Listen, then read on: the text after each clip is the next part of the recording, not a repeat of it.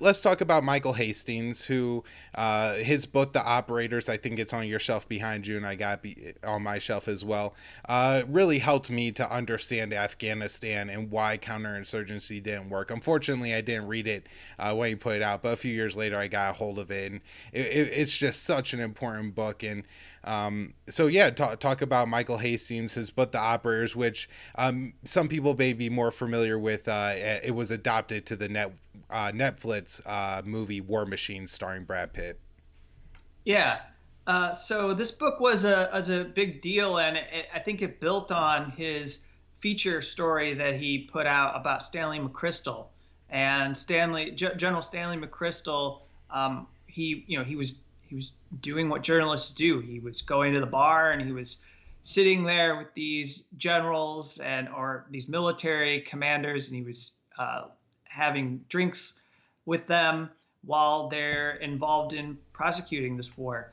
And he gets Stanley McChrystal to say something that he regrets. I believe he throws some shade or attacked President Barack Obama, the commander in chief himself, and he ends up being forced to resign because he violated the decorum that he was supposed to have. But what he really did there isn't as serious as many of the actions that are documented in books like Dirty Wars or are explored by journalists like Michael Hastings. We know he's a huge advocate of the night raids or the JSOC style operations. We hear Joe Biden talking all about these over-the-horizon capabilities of U.S. military forces. This is really something that General Stanley McChrystal pioneered.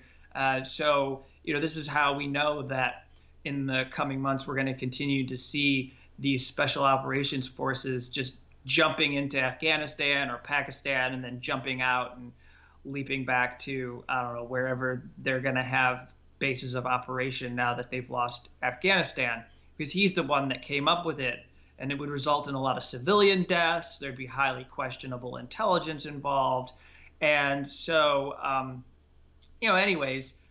he basically was involved in pushing a lot of truths about the chain of command in the Afghanistan war and where they were failing. But then also, I mention him in my piece because he gave a big platform to Lieutenant Colonel Daniel Davis,